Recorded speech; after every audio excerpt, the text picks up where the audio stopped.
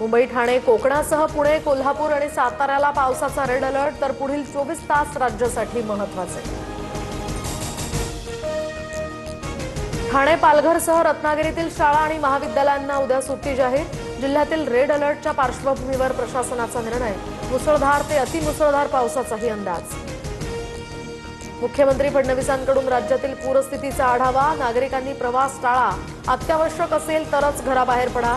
8 जुलैपर्यंत राज्यामध्ये पावसाच्या अलर्टच्या पार्श्वभूमीवर फडणवीसांचं आवाहन.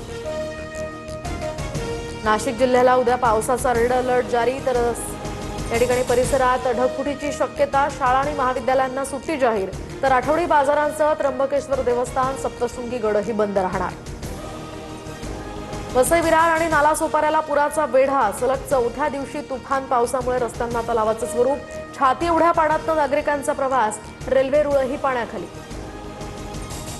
मुंबई पुणे मिसिंग लिंक वाहतुकीसाठी अखेर खुला. मुख्य गेटवरच मोठी दरड कोसळल्याची घटना. 2 महिन्यातच मिसिंग लिंकच्या सुरक्षेवरून सवाल उपस्थित. मुंबई गोवा महामार्ग दुसऱ्या दिवशीही ठप्प. कशेडी घाटासह 8 ठिकाणी दरड कोसळली. आंबा नदीचं पाणी थेट महामार्गावर.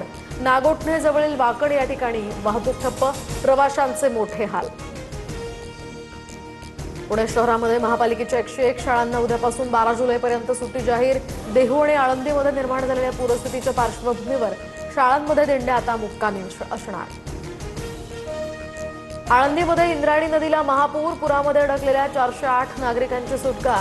पालखी सोहळ्यासाठी आळंदीमध्ये येऊ नका. वारकऱ्यांनी आळंदीऐवजी पुण्यात थांबावं. मुख्यमंत्र्यांसह देवस्थानाकडून आवाहन. रायगडमध्ये मुसळधार पावसानंतर आंबा नदीला पूर. नागोठणे शहरामध्ये पाणी शिरलं.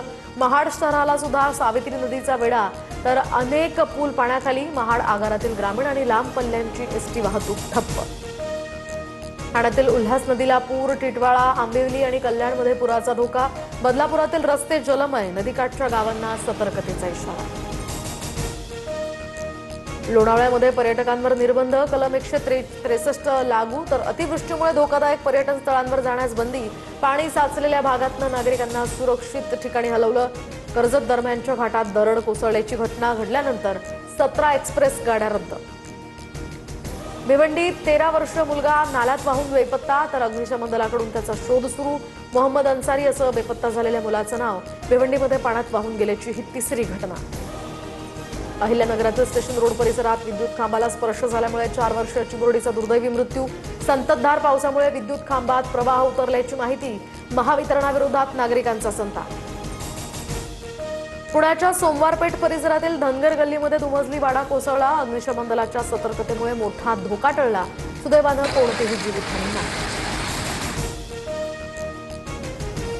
मुंबईच्या मानखुर्दमधील दुर्घटनेप्रकरणी कंत्राटदार, इमारतीचा मालक आणि अनधिकृत बांधकामास परवानगी देणाऱ्या विरोधात गुन्हा दाखल. दुर्घटनेनंतर 6 जणांचा मृत्यू, तर 1 गंभीर जखमी. मृतांच्या वारसांना प्रत्येकी 5 लाखांची आर्थिक मदत.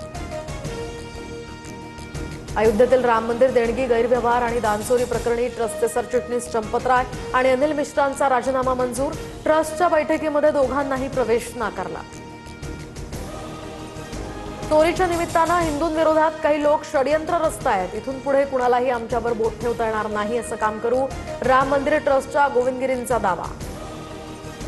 TCS कंपनीतील लैंगिक अत्याचार आणि धर्मांतर प्रकरणी मुख्य संशयित आरोपी निदा खानला जामीन मंजूर.